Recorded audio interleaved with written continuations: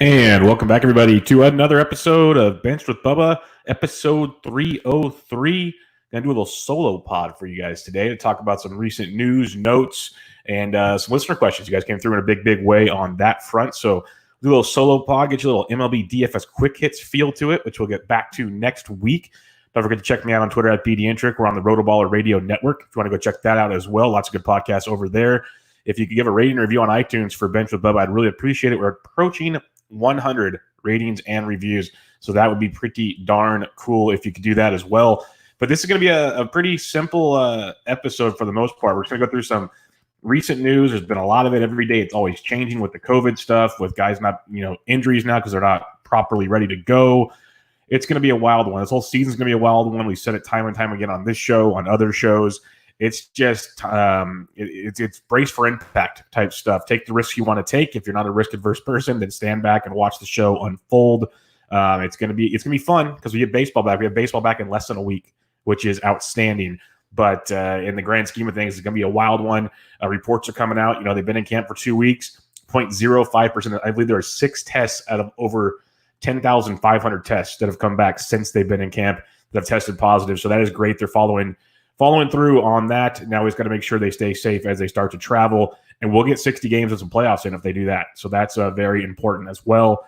But let's get into the news and notes. We have a lot to go through. It's going to be kind of scattered all over the board. I'm just going to run down the old Roto World news feed as we do. I updated my rankings this morning before recording about 9 o'clock Pacific time on Friday.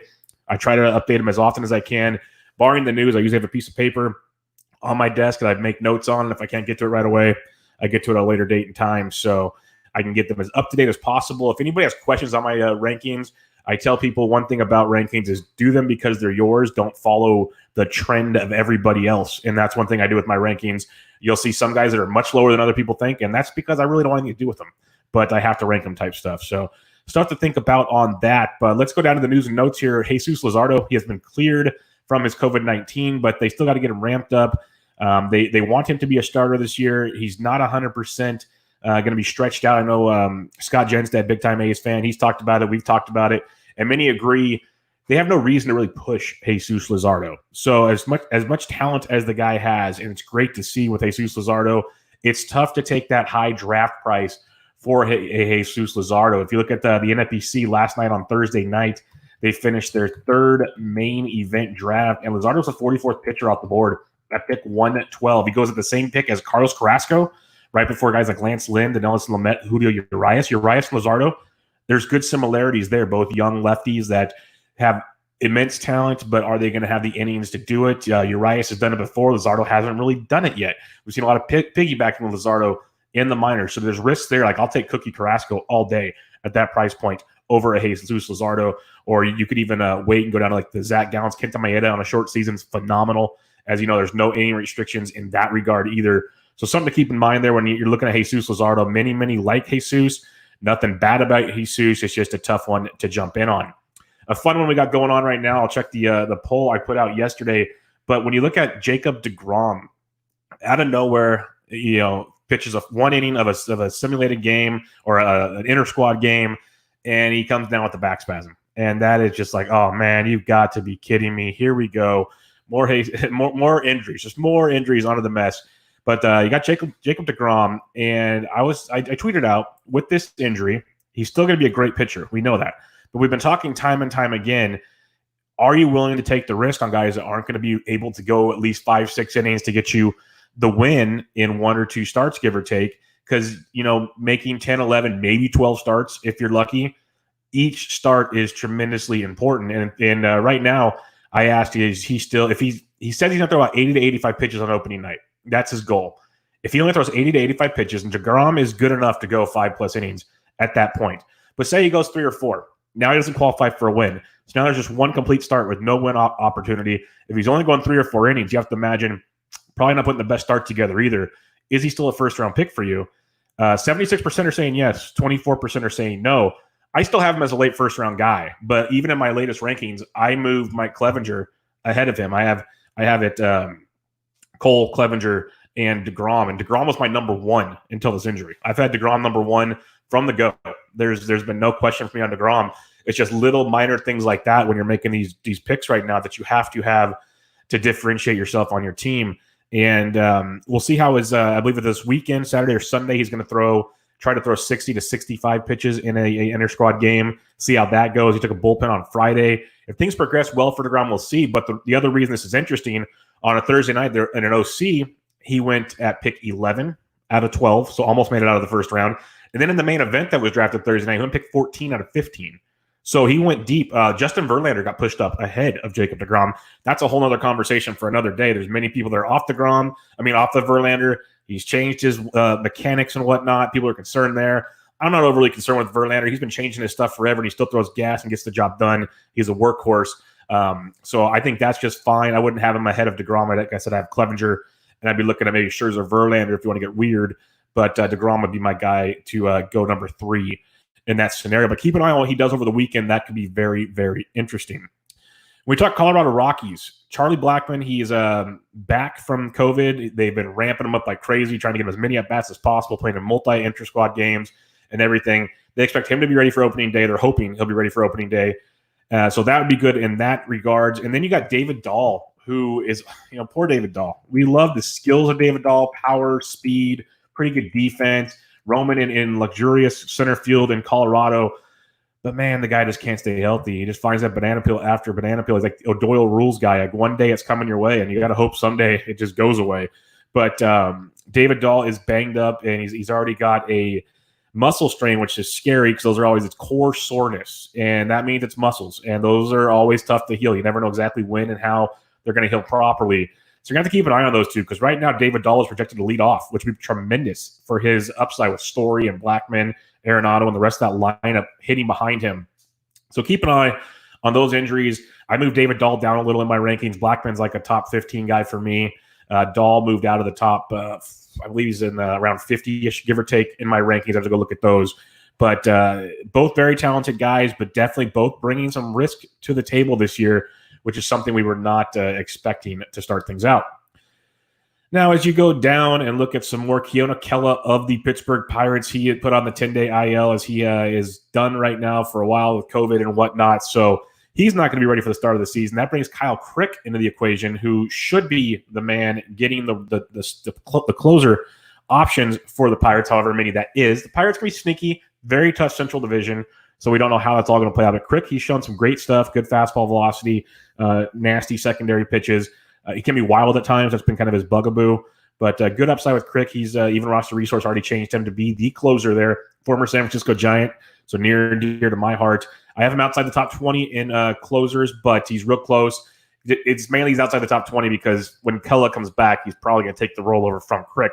But for the time being, if you want to take a late flyer on a guy like Crick, when we can look at the he's going around pick 341 in the first 3 main events. That'll obviously go up this weekend as they have many of their drafts, and this news has started to come out. But you can keep an eye on a guy like Kyle Crick for some late saves if you're looking that direction. Thanks, Yancey. It is Kyle Crick's season up in here. All right, let's go a little farther down here. Roberto Ozuna, news came out Friday morning about a half hour before I decided to start doing this show. And it's very devastating because Roberto Ozuna is one of the closers I like a lot. He can be frustrating because he can be wild at times and put guys on base. But when he's on, strikes out a ton of guys, and he plays for the Astros, who love him or hate him, they're going to win a darn load amount of baseball games. They're probably going to win the AL West or pretty darn close to winning the AL West. So you're going to have a lot of saves chances with Roberto Ozuna, and it's hard to ignore those facts. But he's been in camp, and he has not pitched off the mound yet. The reports where Dusty Baker said he's in fair shape. That I don't know how to – like, if you look up Webster Dictionary, when I see fair, I see, like, Ferris wheels and carnival games. Fair shape. I'm in a round shape. I don't know what a fair shape is. It's very, very strange. I'd hope by now, 5 games away, we're in athletic shape, but that's me. So Ozuna's in fair shape, still has not been off a mound. Now, could he be ready by opening day? Sure. But if you're drafting this weekend, you have to take a grain of salt here. Like, you really have to sit back and look at this and think, I don't know if I can jump on a guy like Roberto Ozuna, who I had as my number 2 closer right behind Josh Hader, and I moved him down to like 9 or 10 just out of because if he's not closing, you cannot take him that high in your drafts. Ryan Presley would likely take over for him. He has a blister on his hand, though, also, right finger. So that's going to slow things down. Hopefully that's healed up. Presley's filthy, absolutely filthy. When you look at Ryan Presley in recent seasons, He's been one of the better setup men in all of baseball. People were speculating he could be the closer before they traded for Ozuna. So when you look at a guy like Presley in this scenario, last year 2.32 ERA, 2.21 xFIP. Year before 2.54 ERA, 2.58 xFIP. Almost 12 K per nine in both seasons. The dude is absolutely lights out nasty. So Presley's moving up the ladder for sure. Definitely check out one of those. Joe, Austin Adams. Yes, that's a guy I talked about on the closer show. And I'm answering questions in the chat for people that come onto the live feed. So if you listen to the podcast form, we'll be jumping in and out here. But Joe G414 asks, Austin Adams I think is a great option. When we look at let me pull up the Mariners roster resource page right here. And he's a guy that was injured going into the season, so he kind of got put on the back burner. And he's got really, really electric closing type upside. So he's put on the back burner. It was the Matt Miguel, Yoshihisa Hirano show. But Hirano's banged up already. So he's kind of out of the equation now.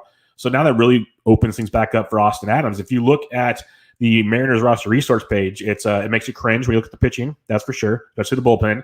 But they have Matt Miguel, Austin Adams, and Dan Altavilla as closer. Oh, and Anthony. They have 4 closers. That's not going to happen. It's going to be Matt Miguel or Austin Adams. And I'm with you. I hope it's Austin Adams. The guy is very, very, very talented with what he has out there and would be a big asset going basically free in drafts right now. The sharps of the sharps know who he is. But when you talk about strikeout stuff, last year, he came over from the Nationals, by the way, almost 15 K per nine between 2 teams in the bigs. In AAA, 18 K per nine for the National AAA. For the Mariners AAA, almost 15 K per nine. The dude is electric. When you look at his steamer projections, 3.27 ERA, 12.38 K per nine. He's going to get you 4 saves, and that's just assuming he's not the closer. If he's the closer, you can definitely move him up a little farther as well. So good call on that one, Joe. Over Daniel Hudson, that is tricky because I've been a huge Daniel Hudson, Sean Doolittle. I believe that they're one of the best scenarios that showcases the 3-batter minimum rule that's going to come into play. Dave Martinez has a really good Nationals team, great starters, so the bullpen should be able to kind of free flow as most of their starters should go 5, 6, maybe 7 innings on occasion, so you're not going to overwork the bullpen. But the 3-batter minimum is going to be clutch, where you're going to see Doolittle get majority of the saves, but there's going to be a lot of outings when there's like some dominant righties out there and Huddy's going to get them. Or in the 8th inning, some big-time lefties, Doolittle might come in the 8th and Huddy will go into the 9th. So I think Hudson's a very sneaky guy. I wouldn't be shocked if Hudson gets more saves than Doolittle to finish the season, just because Martinez, I think, will play more matchup-based. He's a smart manager. He's not just like old-school Dusty Baker type where, hey, it's the 9th inning, let me check my board. Okay, closer. That's what we have to do. Some of these guys use their brain now, and it's pretty cool to see. And Davey Martinez can be one of those guys. So Hudson, I'd still have Hudson over Adams because the Nationals are a better ball club, and we know that Hudson will get chances. If we get more word in the next few days that Adams gets the job, then Adams moves ahead of Hudson for sure, because then he's locked into the role. He's not sharing it, where Hudson is sharing the role. So that's something we have to keep in mind over the next few days.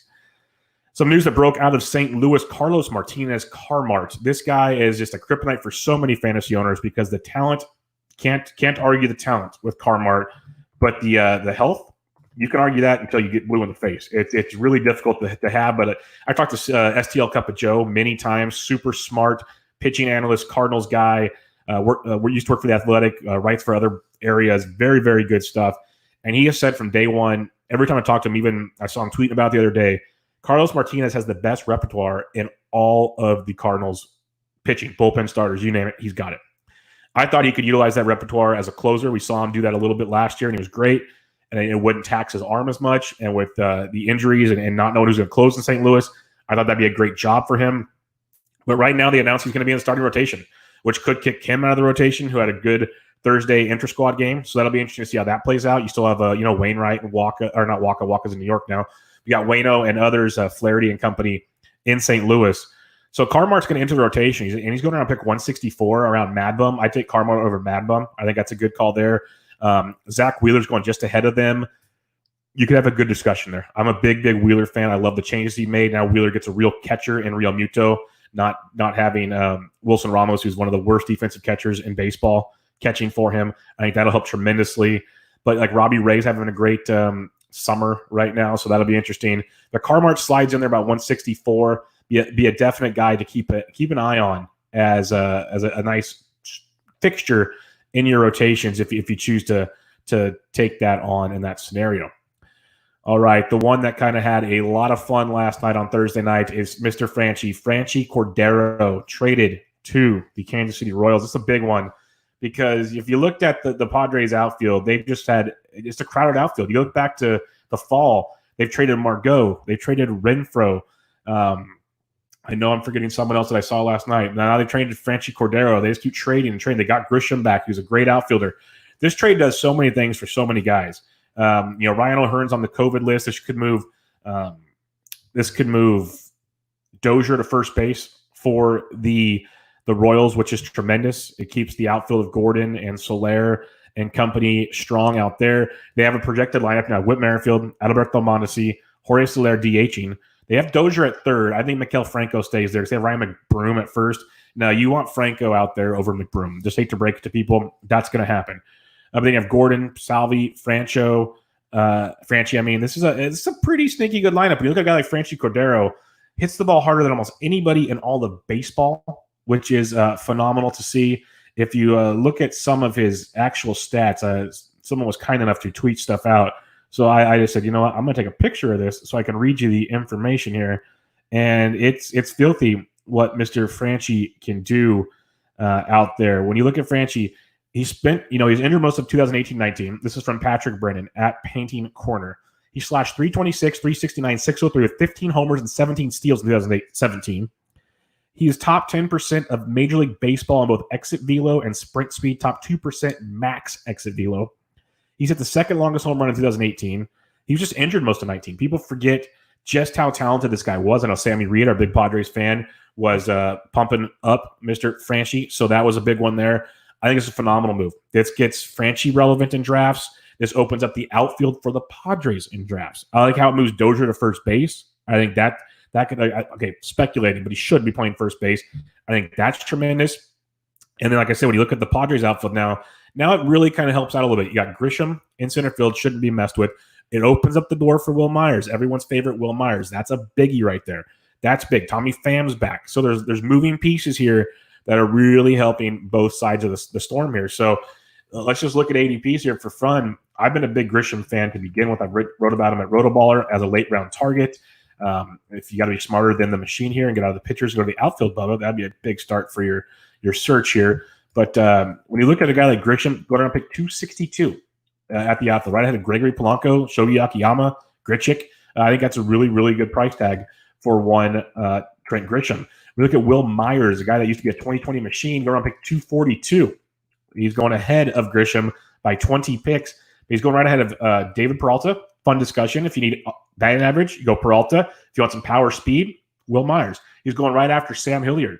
I'd rather gamble on Myers until I know Sam Hilliard has regular playing time. Before this trade, I would rather have Sam Hilliard because I didn't think Will Myers is going to play enough.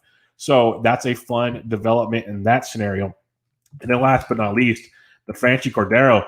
He wasn't picked in the two first main events. Was picked last night, though, at pick 361. So take that in mind. His ADP is 421, but he's only been picked once as pick 361. So if you're looking at 361, he's going around the likes of Kevin Kiermaier, Victor Reyes, Mike Yastrzemski. Very good gamble at that point in the draft. No problem with some Franchy at pick 361 right now. His value is going to keep going up, you'd have to imagine. So keep that in mind when you're looking at Franchy Cordero in that scenario. But definitely things breaking in the right direction for Franchy. All right, let's go to the Tampa Bay Rays, to our boy Yancey's team. And this is a little bit of a bad news situation. Austin Meadows hasn't been in camp. They haven't announced anything until recently. He has COVID. He's on the IL. So that changes things up a bit. That opens the door for Tsutsugo to pretty much play DH every day. It opens up the outfield. So Kiermaier is already out there, but now Margot's got a spot out there. Hunter Renfroe opens up the door for them until Meadows gets back. Obviously, when Meadows shows up, that's all going to get a mess again. But it opens the door there for now. If you want to ride that wave early, go for it. I think Tsutsugo's got some crazy big-time power, so that could be fun. But keep that in mind with Meadows. I moved him down to – I think I moved him right behind Charlie Blackmon in my rankings because I still think he's going to miss probably a few games. They're not 100% sure he'll be ready for opening day for Austin Meadows. Imagine he misses, half of the first week, maybe the first week, then he comes back. Still could be an electric player at that regard. So I'm not completely, crossing him off the list right now. But definitely grain of salt that one. Keep that in mind when you look at Austin Meadows. Minor stuff, Evan Longoria's got an oblique strain. You probably weren't going after Longo. Daniel Norris, he is positive for COVID-19. That's a bit of a shame because he was kind of a late-round target that people liked, but we're going to kind of pass on that one. When you go down even farther, like Howie Kendrick, he finally reported to camp, so that's good to see. So did Juan Soto, so I'm going to play those ones by business as usual. Shohei Ohtani, we finally got the news. The way they treated Shohei Ohtani in his first year was, hey, Sunday Shohei Day. That's what we're doing. And now they've come out and said that again. Shohei Ohtani he's supposed to pitch on Sundays for the Angels. So if you're in like an NFBC where you have to lock in your pitchers once a week, you got Shohei going on Sundays. That's what you're looking at there. If you're going to use him as a hitter per se, you got to remember he's going to take the day before. So Saturday, he's not going to be hitting. And Monday, he's not going to be hitting. You would imagine he's going to hit Tuesday through Friday, maybe 3 of those 4 days. You don't know for sure. That's the gamble you take. I think he's a great daily league play, especially if you're using a pitcher and a hitter. That's even better because when he's a pitcher, he's one of the best pitchers. He's literally got like legit ace stuff. We know that. Now he's coming back from Tommy John, where control can be an issue. But a guy like Ohtani is someone you have to keep in mind. You got to be able to play the game. It's all about league format, roster construction, and whatnot. But you do know now he's sitting there on Sundays for you. All right, Yohan Moncada, he's going to be ready to come back. They said he's only need 2 to 3 days to get ramped up and rocking and rolling. He's back in camp. That is music to my ears because I'm a big Yohan Moncada fan. I know many, many people are. So keep playing Yohan Moncada as planned. Walker Buehler, if people look at my rankings, they might scratch their head because if you've listened to my show long enough, you know, big Walker Buehler fan here. Big Walker Buehler fan. Like we're talking, I predicted him when Cy Young's. I had him ranked very high in my rankings. I dropped him down to 7th because he's only going to be ready to go 3 or 4 innings, it looks like, by opening day. And it's going to be he's going to be their 5th starter right now, the way they're stretching him out. He's working on 4 days rest. He's going to be starting their 5th game of the year. Not sure he's going to go super deep in that game. He might lose a start overall just by being their 5th starter. Things you got to pay attention to with Walker Buehler could really cut him back as well. So not the best case scenario we're looking for with Mr. Walker Buehler on that one. Johnny VR, he is having some back spasms, and that stinks because people really wanted VR for that stolen base upside that he brings to the table for you. Now, when we look at VR, his ADP was moving up. That's for darn sure. He was the 43rd player off the board around pick 42. Shortstop, second base eligible. The steals was really ramping him up there. So keep an eye on the back spasm with Johnny VR. I'm going to just pretty much put him on the do not draft list all year otherwise because back spasms are crazy. They can feel good one day, and then 2 hours later, they can feel horrible. They're going to be up and down. They won't really put them on the IL. It's like a day-to-day thing. So you might put them in your roster. You might only play 3 games that week because you don't know how it works. But 3 games of Johnny VR healthy, that could be a lot of steals. So it's kind of what risk do you want to take? For me, I'll be passing on Mr. Johnny VR. A few more here before we get to some listener questions because most of these have been taken care of. But Robinson Cano's back in camp. That's good to see. He's batting cleanup, basically free in drafts. I mentioned him a few times. He's on a must draft, but if you're looking for a guy with the average and some power hitting cleanup for the Mets who has an okay offense, not too shabby of a situation in that scenario. So go ahead and grab Cano super late if you're looking for that there. Freddie Freeman's supposed to be back there, hoping he'll be ready for opening day. I moved him down a little bit in my rankings. Him and Anthony Rizzo. Rizzo battling back issues as well. They moved down a little bit as I had them towards the top of the first base rankings. You got to keep your eye on them and really pay attention to what's going on in those scenarios. Eduardo Rodriguez, the guy I was huge on, he is going to be back soon, but likely to miss opening day. They're going to have to ramp him up. I'm going to miss probably 1, maybe 2 starts. Got to keep an eye on that, though. Maybe they sneak him in for like 2 or 3 innings. Really doesn't help you where he's getting drafted. So a guy like Erod, definitely someone to keep an eye on. A guy I was huge on again. Moved him down my rankings pretty good because you're missing out on what you need. You need innings. You need at-bats. He's the 77th pitcher off the board in main events right now, pick 197. So people are taking it very carefully with him. So he's going around guys like Sean Manaea, Luke Weaver, Joe Musgrove. Erod was going much higher before, much, much higher. He's gone as low as pick 220. So people are taking it really cautious with Erod, and I don't blame them. Keston Hiura, he is having a kind of a fatigued elbow or fatigued arm or whatever you want to call it. I'm not worried about it because A, he plays second base. B, he's always had an arm issue defensively. That's kind of one thing that slowed him down. And they have the DH now. His bat's going to be in the lineup. Don't worry about Keston Hiura. It might affect other people if he's DHing, obviously Ryan Braun or some other mix and match of Abby or Smoke or something like that. That could suck in the long term. But this should be a minor issue. Shouldn't be too big of a deal. So Keston Hiura, don't worry about him. Few other news and notes as we keep on scrolling on through here. You got the likes, we mentioned DeGrom. He's just a popular name on this list. Kyle Hendricks opening day starter. That could be really, really nice for ratios, quality start leagues. Got to get you that extra start. He's a guy I've been targeting quite a bit. If you're taking some riskier guys earlier with some high strikeout upside, Hendricks really helps your roster out there. So keep that in mind. Moustakas is handling a groin issue day to day. I'm hoping he's going to be just fine. So keep an eye on that with Moose because we want Moose in the lineup. Big power man in that scenario. And we'll scroll through one more page here, and then we'll get to the listener questions. There's nothing else we're talking about. There's going to be tons of news, tons of notes. Corbin Burns is another one. Really, really looked great in the inter-squad game. I moved him into my top 80 in pitchers. I love Corbin Burns. Seeing him throw the way he's throwing right now is absolutely outstanding. So we're going to enjoy some Corbin Burns on this one. All right, let's get into your listener questions on today's show here. We'll start out with Frank Amarante from Rotoballer. Can the Royals turn Franchi Cordero into a breakout post-type sleeper like they did with Jorge Soler? And the answer for me, yes, Frank. I am a big believer. We mentioned him briefly at the start of this show, but when you look at a guy like Franchi Cordero, I mentioned the stats that were tweeted out earlier. This guy is something special. They pull up his Baseball Savant page to really give you an idea of what the Franchi Cordero can do. Like go and Google home runs in Arizona and then a home run in San Diego. Two just things he's done so well. But when you look at it, he didn't play pretty much at all in 2019. 2017, 14.3% barrel. 2018, 12.9%. Exit velo of 94% in 2018. That was outstanding. X-Roll Bacon of 522 in 2018, 493 and 17.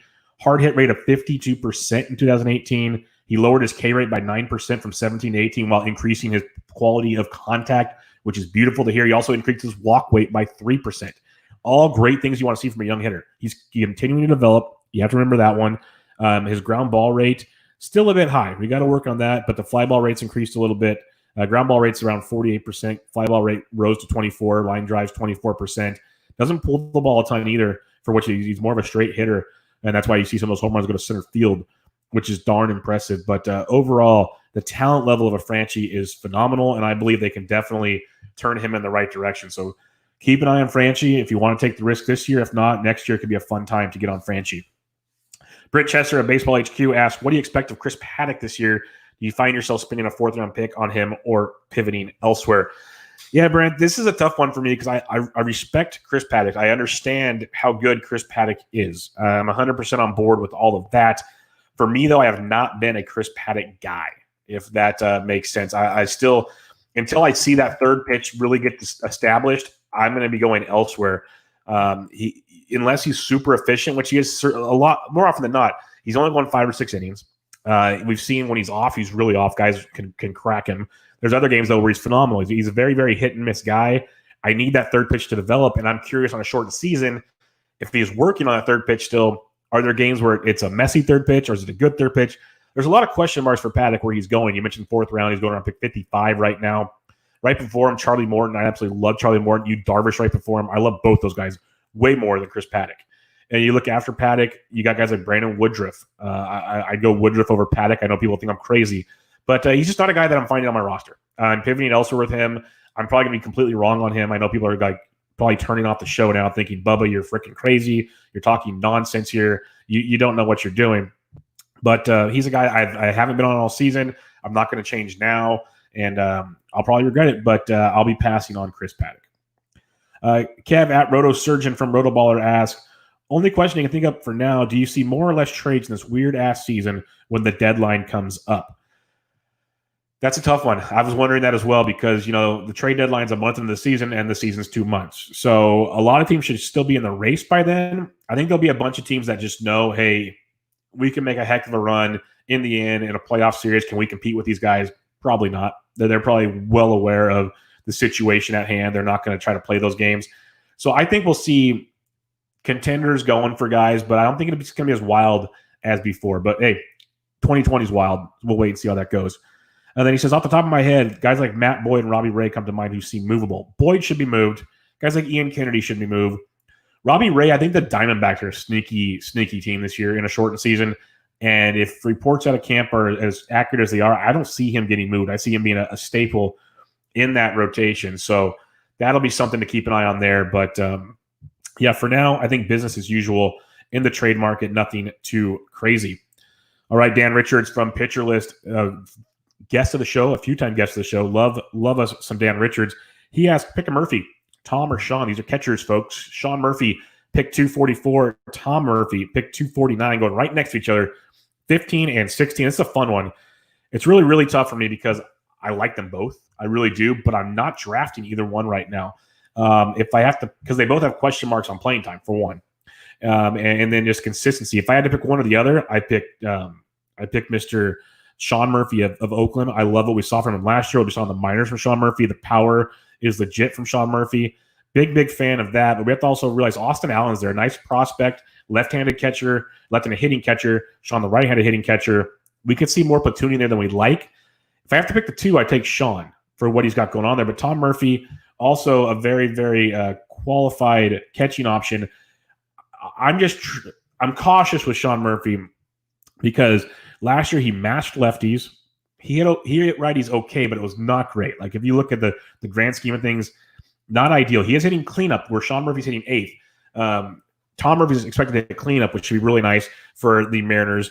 But I'm just not fully on board there with Tom Murphy. I'd rather go Sean Murphy over Tom Murphy, but in a perfect world, if we're looking at ADPs, I'd pass and I go like Danny Jansen, Jason Castro, Isaiah Kenner-Falefa, who's been very popular, Victor Caratini. I go guys like that after the Murphy combination. All right, a few more questions here. Tommy at Scotland Easley on Twitter. How early would you take a relief pitcher? What are sleeper relief pitchers? Okay, well, let's start with this one. How early would you take a relief pitcher? You're seeing in these NFBC drafts, especially the big boy drafts, that relievers are going higher and higher and higher. So we have to keep that in mind. I'm trying to, in the short season, get some stability at catcher or at relief pitcher. That's something I really, really want to do. So I'm trying to get one of my elite targets, one of the top guys, like the Kenley Jansens. I'm usually passing on Hader. I had Aroldis Chapman there. Ken Giles. I had Diaz there. I moved him down a little bit with the talk of a platoon there. I want one or two guys that I'm pretty confident in their roles to get going. At least one, if not two, and then add some more later. So I think round 6, 7-ish, depending on the size of your league. If it's a smaller league, maybe 8 or 9. But you want to leave with 2 to 3 guys you're pretty confident are going to help you in saves throughout the season, because I really don't want to play the waiver wire fab saves game this year as much as I can avoid it. It's going to happen. It's inevitable. We're already having TGFBI fab this weekend, and there's a ton of guys, Zach Britton and others out there who we can be going for. I mentioned, Kyle Crick, got Zach Britton. There's a handful of teams that you're going to start adding closers for here real quick. So you're going to have to play that fab game, and with a shortened fab cycle with the same amount of fab money, the bidding is going to be banana lands. So you're going to have to keep an eye on that in that scenario. And then what are sleeper relief pitchers that wouldn't be as relevant in the circumstances we're not given? How much do you think the virus will affect players going on IR and missing games? Okay, so sleeper relief pitchers. We're going to go one at a time here. I'm going to pull up my rankings for you, and I'll tell you some guys that I know aren't as high on other people's rankings that I am using on mine that I think are kind of guys I am looking to target. So not sleeper, like Nick Anderson, obviously not a sleeper. But if you're going down, I think Joe Jimenez, he's not like a big sleeper, but I think he gets more value because no one's taking his job. Tigers aren't going to win a ton of games, so that kind of hinders, obviously, save chances. But he's a guy I don't mind. But the Zach Brittons of the world, if he gets a run there, I think we mentioned Daniel Hudson earlier. I think that's a really, really good one because he's going to be there sharing time with Doolittle. I think Tyler Rogers, I preached about him many times with the Giants. I think it's going to be a lefty-righty deal there. Gabe Kapler's mentioned it. So Tyler Rogers, Tony Watson, both have saves upside there. Problem is you're splitting the Giants 15 wins maybe. That's tough. I think Corey Knable's a nice late round one. Hunter Harvey. A lot of these guys we've mentioned. Ryan Helsley's likely to get the saves in St. Louis coming into it. So definitely some guys there later that you can take a peek at. All right. Next listener question comes from Banks Thompson. With Jordan Alvarez on the IL, I added Cespedes, 14-team head-to-head dynasty points league. Which do you prefer as key bench bat? Yoenis, Braun, Cesar Hernandez, or Franchi? All right, this is going to really depend on your team, but if you're looking for a points league where usually on base helps you, walks help you a ton, Ryan Braun's got a good OBP. So does Cesar Hernandez has a great OBP. When you look at Hernandez here, wanted to lead off Cesar for the Indians. And that just was music to my Cesar Hernandez loving ears. People laughed at me forever when I used to play him on the Phillies over and over again. His OBP last year, 333 was his lowest since 2015. 356, 373, 371. He's hit 279 or higher in 3 of the last 4 years. He's got okay pop. He's got some speed. If you like the ATC projections, 4 homers, 27 runs, 22 RBIs, 4 steals, hits 271 with a 344 average. That'll help you quite a bit in a points league. Really, really will help you. Second base being a shallow position, especially in a 14-team league. I could see that being a big deal for you, Mr. Banks Thompson. The other guy, everyone knows how much I like Brian Braun. He's another good OBP guy, 343, 313, 336, 365, so on and so forth. Power, speed, even a little bit of speed. ATC has him for 8 homers, 25 runs, 27 ribbies, 3 stolen bases, 268 and 328. So depending on how your league format is, how your roster looks, I'd go Braun and Hernandez would be the 2 guys I would target there for you and go from there. All right, your next listener question. Simon P. at Simon Raquel asks, playing time for Hampson and Hilliard worth keeping in NL leagues? NL-only leagues 100%. Because depth is huge in NL-only leagues. Playing time is a question mark with those 2, but you're getting Colorado Rockies. And I know people have said it's not as good as usual for the Rockies. They still get to play 50% of their games at home, which they're used to playing at home. And they get some teams fewer than others in those scenarios. You still have to play the Dodgers a lot and some of these tough teams. So it's like you can make a case for both spots. But if you can have Garrett Hampson and Sam Hilliard, I'd rather have Hampson over Hilliard at this time. I'm a bigger Hilliard fan. But as we're seeing their roster play out, if Hampson's the everyday second baseman and Hilliard's platooning in the outfield, that changes things. But keep an eye on what they do with Brendan Rodgers. That can move Hampson around. There's a lot of moving pieces with Colorado. We know how much they love their young players. So that's something we have to keep an eye on. For now, I keep them both if you can. In an NL-only league, 2 tremendous assets here, especially if you can play them in Coors, maybe mix some other guys in when they're out of Coors. That's great. Hampson, we see with the power speed. Hilliard, average power speed. Both talent players. I would 100% keep both in this scenario. All right. Rob Wedig asks, at what point would you draft Isaiah Kenner-Falefa? This is a phenomenal question. It'll be a very popular question coming around the bend these days. When you're looking at the catcher's position, in FBC, 3 main events, he's going around pick 382, but he went as high as pick 311 on Thursday night. He is moving up the draft boards. 311 would put him as the 18th, 19th guy between Jansen and Kurt Suzuki. I think that's Weaver from The Athletic, the Texas beat writer Weaver. He was mentioning Falefa's gotten a little bigger. He looks like a more of a statured player. They're playing him at third base, which is huge because now you got a catcher-eligible player, not taking the wear and tear of catcher, which is tremendous in this scenario. Potentially playing every day. He's got a little bit of speed with him, a little bit of pop. There's a lot to like with Isaiah Kenner-Falefa. So I would take him. Where did I put him in my ranks? I got it right here. I know I threw him in there last night when I ranked these. No, I need to add him. I thought I had him there. I would have him on my rankings. I'd probably have him around 17th off the board at the catcher's position. So keep an eye on Isaiah Kenner-Falefa as a guy to get later in your drafts. Don't hate that at all. All right, a few more listener questions for you here. Oh, Yancey. I love you, Yancey. Always coming with the questions. Hi, Bubba, long-time listener. Yes, you are. Hope you and the family are doing well. Thank you, Yancey. We are. Appreciate it. Your question, what's the most consecutive hours of sleep you've gotten in the past week? I'd say it's like 3.5 hours. That's been like, if you can get me that number, I'm in a happy place. Usually it's little cat naps here or there, but 3.5 hours. That's been the most consecutive. That's been money. And then the bonus question, will Honey be watching opening day with you? Oh, heck yeah. I got the Giants gear. I've had a lot of relatives send me Giants gear. Mr. Baseball Pods himself sent me a custom number 22 Giants onesie out of nowhere. That was awesome. So thank you, Chris, on that one. So yes, Honey will be watching baseball with me.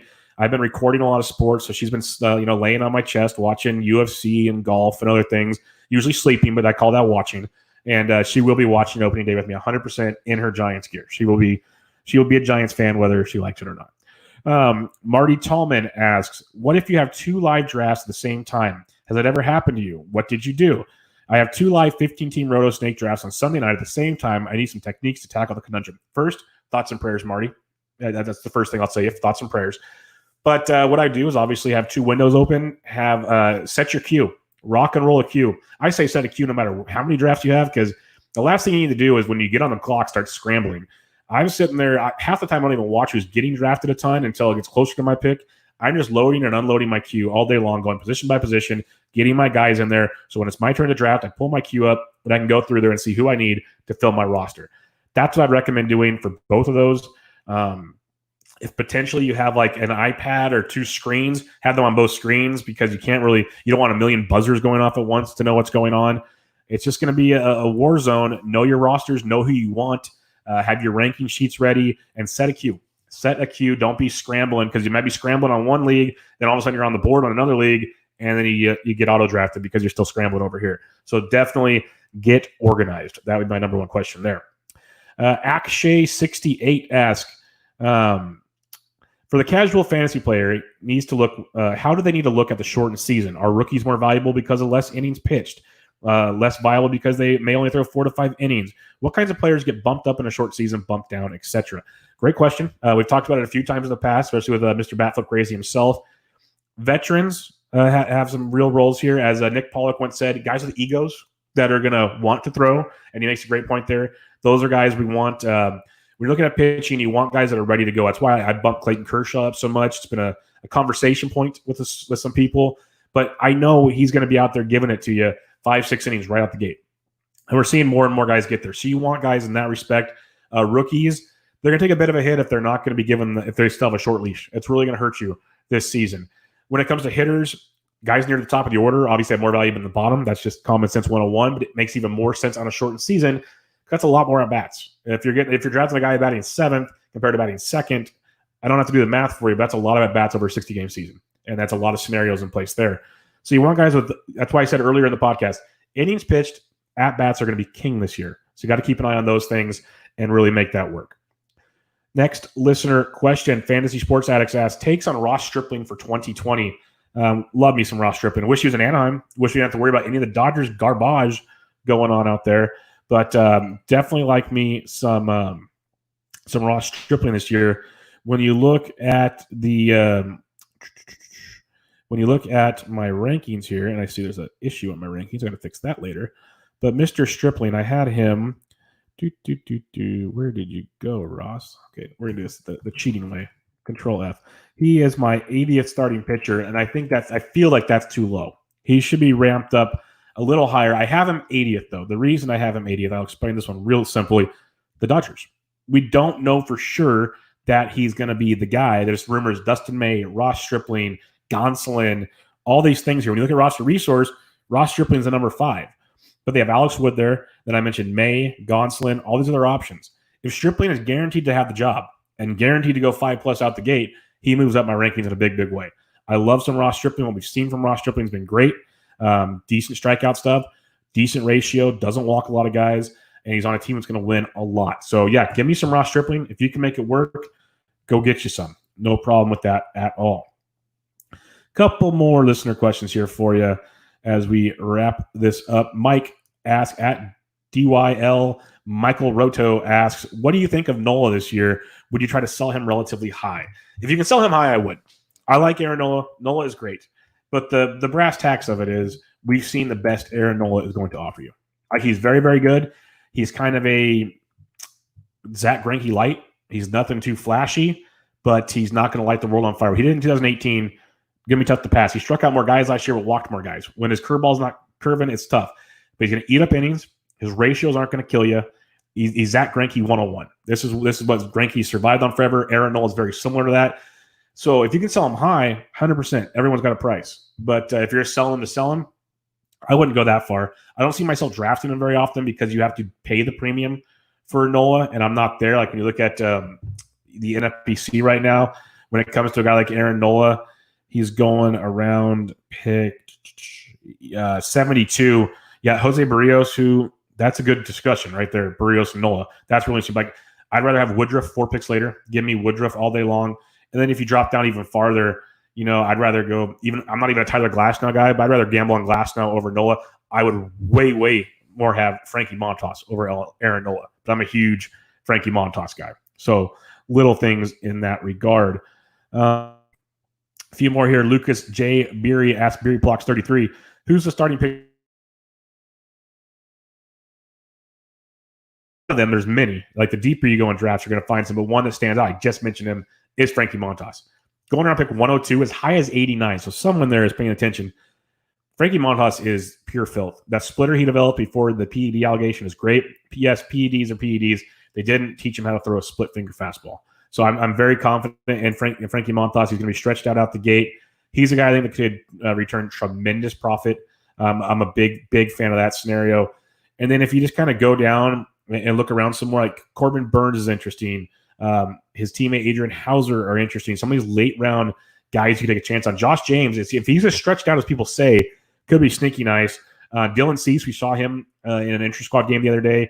The one thing I've always said about Cease, if he can control his pitches, because he can be very wild. If he can control that, he is a top-end pitcher. He really is. Control is a big question there. So those are a few guys. I think Frankie Montas is a guy that's just criminally underdrafted right now and really needs to get some more love.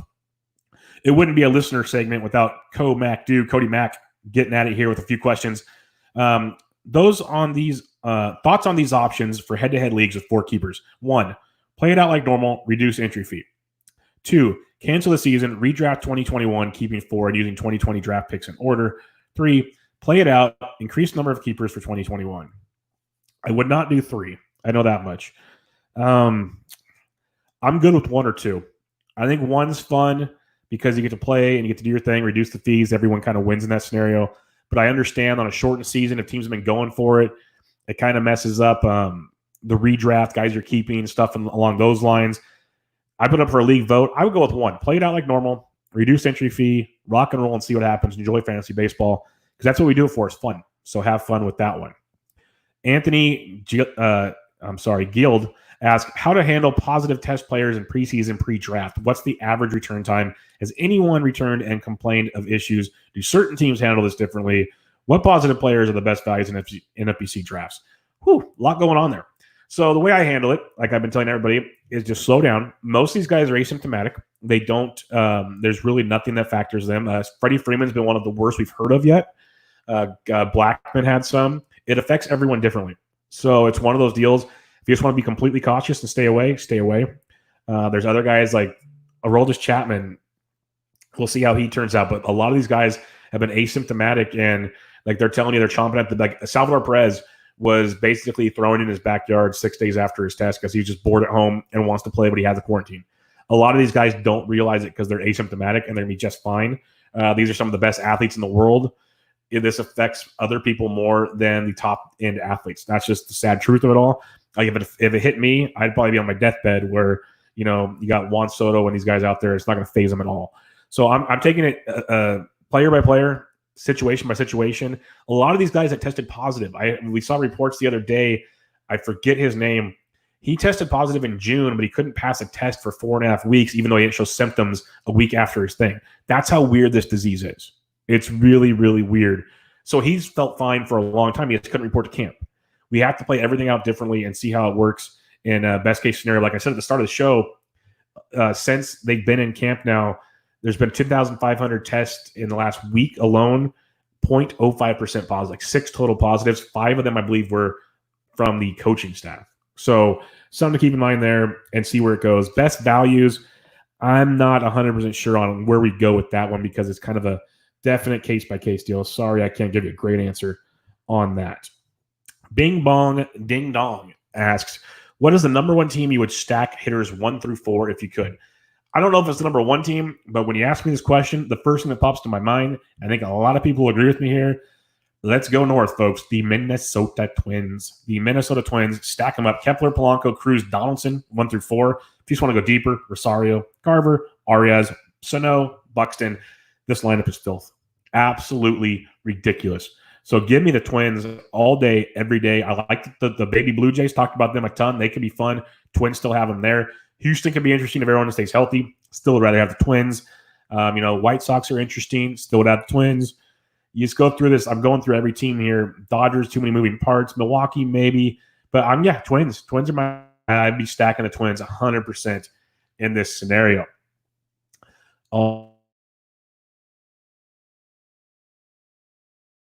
For the listeners that came into the chat room, asked some questions. Thanks for those that are going to listen and hopefully rate and review the podcast.